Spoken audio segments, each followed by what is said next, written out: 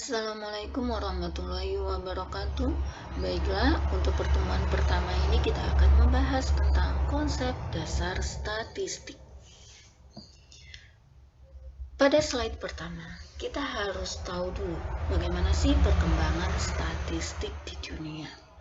Statistik dideteksi oleh Raja Ramses II sekitar tahun 1250 sebelum Masehi. Raja Ramses II ini sudah melakukan pencatatan mengenai kelahiran dan kematian. Pada abad ke-15, statistik mulai berkembang di Eropa. Sekitar tahun 1538, pada zaman Raja Henry ke-8, mereka juga melakukan pencatatan tentang peristiwa kesakitan dan kematian. Pada tahun 1603, Ground dan Petty ini menerbitkan mingguan berkala mengenai kehidupan yang ditemukan dalam masyarakat. Sehingga Ground dan Petty ini dijuluki sebagai bapak statistik kesehatan karena mereka selalu menerbitkan suatu laporan. Setelah itu kita masuk dengan pengertian statistik. Statistik dalam arti sempit berarti angka atau data. Sedangkan dalam arti luas, statistik itu adalah sebagai suatu prosedur atau metode pengumpulan data, pengolahan data, analisis data, dan penyajian data. Sedangkan penelitian adalah cara ilmiah untuk mendapatkan data dengan tujuan dan kegunaan tertentu. Di sini ada dilakukan pengolahan data.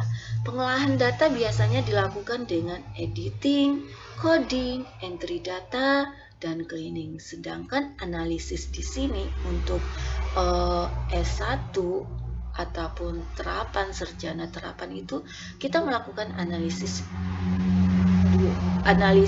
univariat dan analisis bivariat. Nanti setelah ibu-ibu melanjutkan S2 nanti akan ditambahkan di analisis data yang digunakan adalah analisis univariat, analisis bivariat, dan analisis multivariat. Data di sini yang diperoleh harus akurat. Artinya, data yang dihasilkan harus memenuhi kriteria. Apa saja kriterianya? Yaitu harus valid, harus reliable, dan objektif. Apa sih valid itu? Valid itu adalah ketepatan atau kecermatan pengukuran. Artinya, ketepatan antara data yang sesungguhnya terjadi pada objek dengan data yang dapat dikumpulkan oleh peneliti. Misalkan seperti ini. Data dalam objek berwarna merah, maka data yang terkumpul oleh peneliti juga berwarna merah. Contoh lain, kita akan mengukur waktu lomba lari cepat. Kalau mengukurnya dengan jam tangan, tentu hasilnya tidak valid. Untuk lomba lari cepat akan valid bila menggunakan alat stopwatch. Contoh lain bisa juga kita melakukan survei melalui wawancara dengan orang pedesa Cianjur. Tidak valid kalau wawancaranya menggunakan bahasa Batak. Ya otomatis banyak masyarakat tidak mengerti. Akan valid bila menggunakan bahasa Sunda. Gitu. Itu adalah valid. Kalau reliable ini gimana sih? Gitu. Reliable ini menunjukkan kekonsistensian pengukuran. Artinya, pengukuran diulang-ulang akan mendapatkan hasil yang sama. Misalkan data yang terkumpul dari objek kemarin berwarna hijau, maka sekarang atau besok juga masih tetap warna hijau. Jadi itu yang dikatakan reliable. Terus bagaimana dengan objektif? Objektif di sini menunjukkan derajat persamaan persepsi antar orang. Misalkan orang tertentu melihat banyak objek itu berwarna putih, maka orang lain pun akan menyatakan sama, tetap berwarna putih. Itulah objek, perbedaan antara valid, reliable, dan objek. Kita masuk ke ruang lingkup statistik. Ruang lingkup statistik di sini ada pengumpulan data, pengolahan data, pengambilan kesimpulan atau interpretasi. Tipe analisa data ini ada dua, ada deskriptif dan ada inferensi. Deskriptif di sini adalah menjelaskan dan menyimpulkan data secara deskripsi sederhana. Penyajian biasanya bisa dalam bentuk narasi, tabulasi, ataupun grafik. Sedangkan inferensi di sini penggunaan sampel data untuk memberi gambaran kesimpulan pada populasi yang lebih besar. Analisis ini sering digunakan untuk publikasi hasil penelitian ilmiah. Peran statistik dalam penelitian ini dimulai dari tahap awal sampai dengan tahap akhir penelitian. Adapun perannya yang pertama yaitu alat untuk menghitung besarnya sampel yang akan diteliti. Yang kedua, alat untuk menguji validitas dan reliabilitas instrumen. Yang ketiga, alat untuk pengolahan data. Yang keempat, alat untuk analisis data. Yang kelima, alat untuk penyajian data. Kegunaan statistik atau penelitian di dalam bidang kesehatan yaitu untuk mengukur status kesehatan masyarakat dan mengetahui permasalahan kesehatan. Ada juga membandingkan status kesehatan di satu tempat dengan tempat yang lain, atau membandingkan status kesehatan waktu lampau dengan saat sekarang. Selanjutnya yaitu kegunaannya juga untuk evaluasi dan monitoring kegagalan dan keberhasilan program kesehatan yang sedang dilaksanakan. Ada juga bisa keperluan estimasi tentang kebutuhan pelayanan kesehatan, ada perencanaan program kesehatan, dan keperluan riset dan publikasi masalah-masalah kesehatan. Oke, kita masih ke ruang lingkup statistik ya. Ruang lingkup statistik di sini adalah ukuran tendensi sentral, adalah cara untuk mengambil nilai tengah dari satu gugus data yang telah diurutkan dari nilai yang terkecil sampai yang terbesar atau sebaliknya.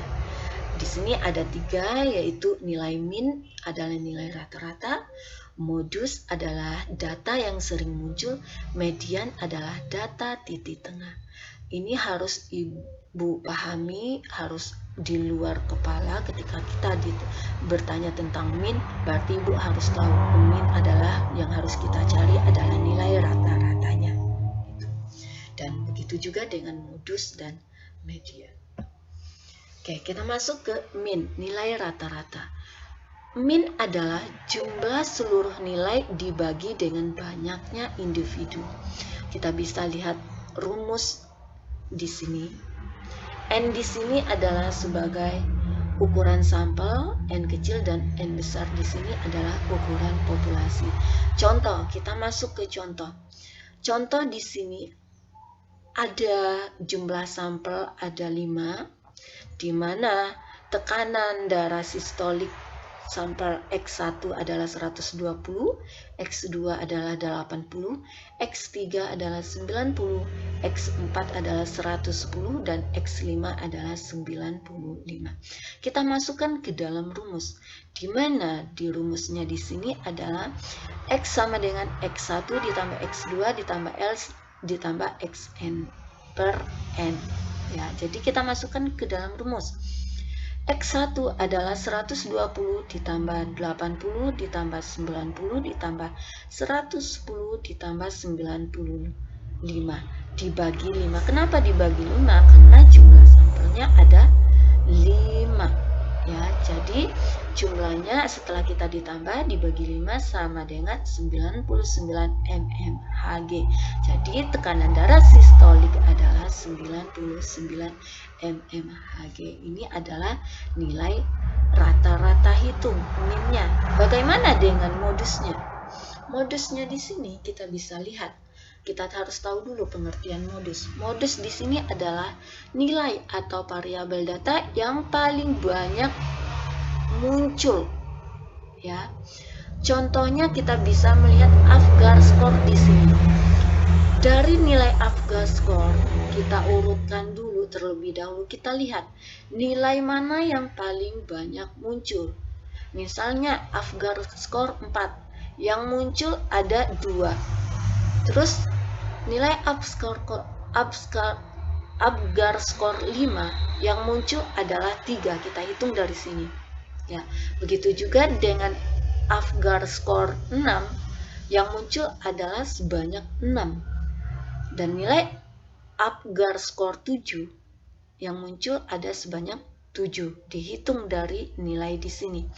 Dan nilai Apgar score 8 yang muncul ada 9 dan nilai Apgar score 9 yang muncul sebanyak 3. Jadi nilai modus dari Apgar score di sini adalah 8, di mana nilai modus dari Apgar score adalah 8 yang dimiliki oleh 9 bayi. Jadi ada 9 bayi yang jumlah Apgar skornya 9, itulah nilai modusnya. Bila jumlah frekuensi setiap data sama, maka nilai modusnya tidak ada. Oke, kita masuk ke nilai median. Nilai median di sini adalah nilai tengah data setelah data diurutkan. Jadi awalnya ini data diacak, ya. Setelah itu kita urutkan dari yang terkecil ke yang terbesar. Kita contohkan di sini. Jadi, median, ingatkan kembali, median ini adalah nilai tengah. Seandainya ada 5 sampel ibu, berarti mediannya adalah 95, ya. Kita lihat contoh di sini. Jika 120 ini dirubah, misalkan 120 ini kita rubah menjadi 200, mediannya itu tidak akan berubah, tetap 95. Tetapi jika nilai min akan berubah, ya. Seandainya nilai di sini ada 200, maka jika kita mencari nilai min, maka berubah menjadi 115. Oke, kita masuk. Jika besar sampel adalah genap, ya. Jika genap, bagaimana sih kalau sampel kita genap? Contohnya di sini. Ini adalah rumusnya. Jadi, Mi sama dengan N ditambah 1 dibagi 2. Median ditambah banyaknya pengamatan. Ya, misalkan kita ambil contoh. Data yang kita kumpulkan ada, ini genap ya, 3, ada 6. Banyaknya data ada 6. Dengan demikian, terletaknya pada urutan keberapa, gitu ya. Jadi kita masukkan ke dalam rumus. N ditambah 1 dibagi 2. Sama dengan jumlah sampelnya adalah 6 ditambah 1 dibagi 2. Jadi sama dengan 3,5. Berarti keberadaannya adalah di sini, di 10, ya. Ini artinya median terletak di tengah data urutan ke-10 dan ke-13. Di sini mediannya. Dengan demikian, nilai mediannya 10 ditambah 13 dibagi 2 sama dengan 11,5. Itu adalah nilai mediannya jika sampel adalah genap.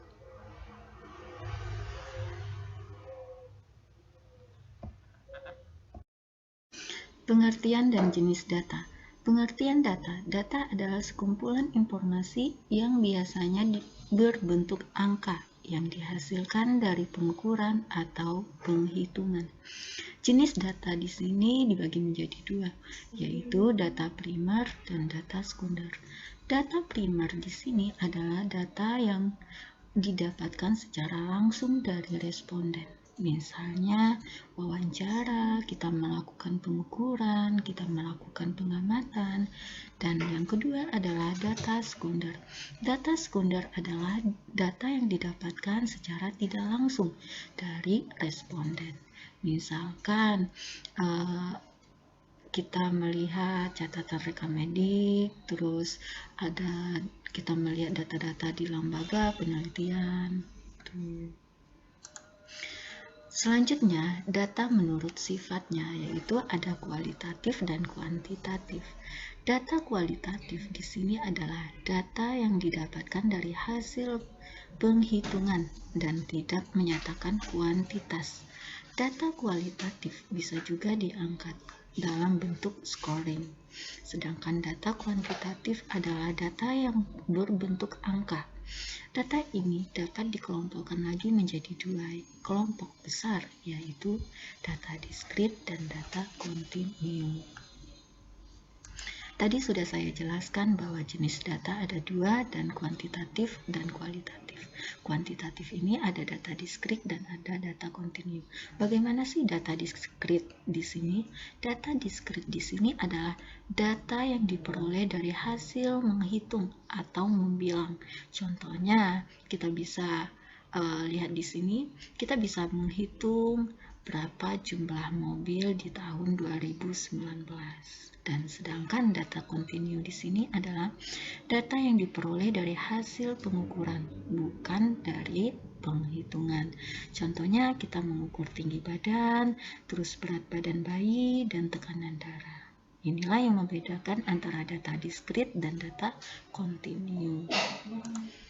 Terus kita masuk ke variabel data. Variabel adalah suatu yang mempunyai nilai dan dapat bervariasi seperti umur, jenis kelamin, golongan darah, dan lain-lain. Kita bisa lihat tabel berikut ini.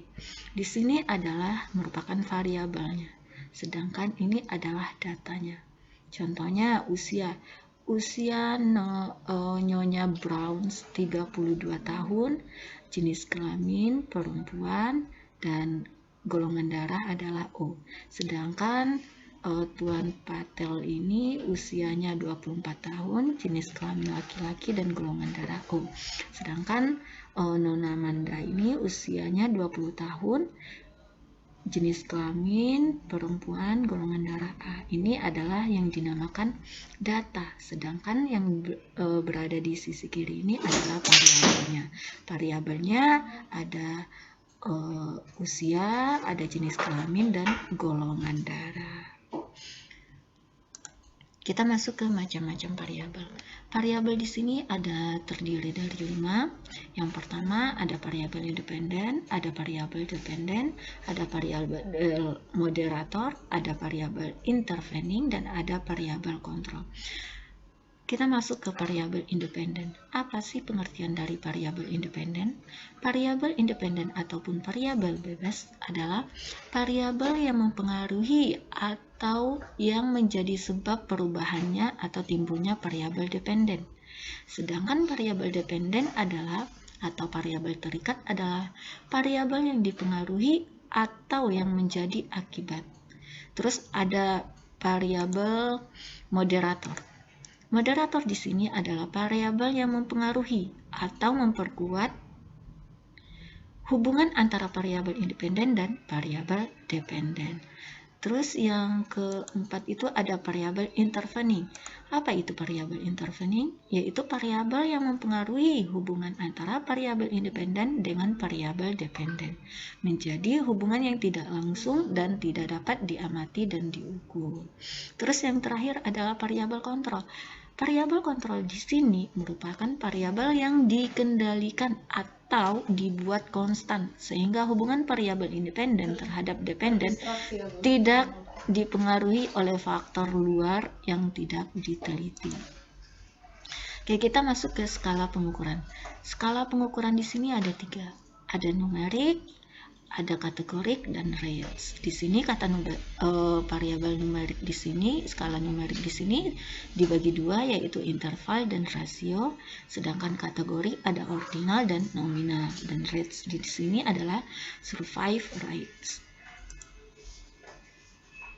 Oke, kita masuk ke variabel kategorik. Variabel kategorik tadi ada ordinal. Ordinal di sini adalah data tidak mempunyai unit atau satuan ukuran. Grup kategori mempunyai tingkatan, misalkan miskin, menengah, kaya, atau misalnya pendidikan SD, SMP, SMA, PT, itu adalah ordinal. Contohnya lagi, dalam sebuah survei untuk melihat riwayat hipertensi ibu bersalin di RSUD X terdapat 126 responden. Hasil yang diperoleh hipertensi di mana 53,2%, tidak hipertensi di mana 46,8%. Di sini adalah variabelnya, yaitu riwayat hipertensi. Jadi kita bisa lihat di tabel ini. Untuk cara membacanya, berdasarkan tabel 5.3 dapat diketahui bahwa dari 126 orang ibu bersalin, lebih dari sebagian 67 ataupun 53,2% memiliki riwayat hipertensi gitu. Ini adalah contoh untuk variabel kategori. Oke, kita masuk lagi variabel kategorik dengan nominal. Nominal di sini adalah data tidak mempunyai unit atau satuan ukur. Grup kategori tidak mempunyai tingkatan. Contohnya, golongan darah ada O, A, B, A, B. Dan ada lagi laki-laki dan perempuan, mati dan hidup. Nah, kita bisa lihat contohnya di sini. Golongan darah ada OA, B, A per B. Di sini kita bisa lihat ada berapa jumlah darah. Golongan darah O ada 65 gitu. Ini adalah contoh variabel kategori. Oke, kita masuk ke variabel numerik atau kontinu. Data ini mempunyai unit satuan ukur. Nilai pada data merupakan bilangan real. Ya, kita bisa lihat bagaimana untuk mengukur berat badan, tekanan darah, untuk melihat kolesterol darah. Gitu. Di sini kita bisa lihat dari Tuan P, berat badannya ada 80,63 gitu. Ini adalah data kontinu atau numerik. Oke, kita masuk ke variabel numerik. Variabel numerik di sini adalah discrete. Discrete di sini adalah data dapat mempunyai unit atau satuan ukuran, di mana nilai pada data merupakan bilangan bulat. Contohnya frekuensi diare per hari, paritas, gitu. Terus bagaimana dengan variabel rasio dan interval? Variabel rasio di sini adalah variabel mempunyai nilai nol alami, seperti tinggi badan, berat badan, dan jarak. Sedangkan interval di sini adalah variabel yang tidak mempunyai nilai nol alami. Suhu, contohnya itu adalah suhu itu tidak mempunyai nilai nol. Karena 0 derajat pada skala Celsius berbeda dengan 0 derajat pada skala Fahrenheit. Oke, ini ada latihan. Tuliskan variabel dari data di bawah ini, di tabel ini, dan tentukan skala pengukuran masing-masing dan berapa jumlah populasi setiap variabel. Ya, oke, silakan dikumpul dan dikirimkan di email. Paling lambat tanggal 8, ya. Oke, demikian pertemuan kita pada hari ini. Marilah kita ucapkan hamdalah, alhamdulillahirabbil alamin. Saya tutup dengan wabillahi taufik wal hidayah. Wassalamualaikum warahmatullahi wabarakatuh.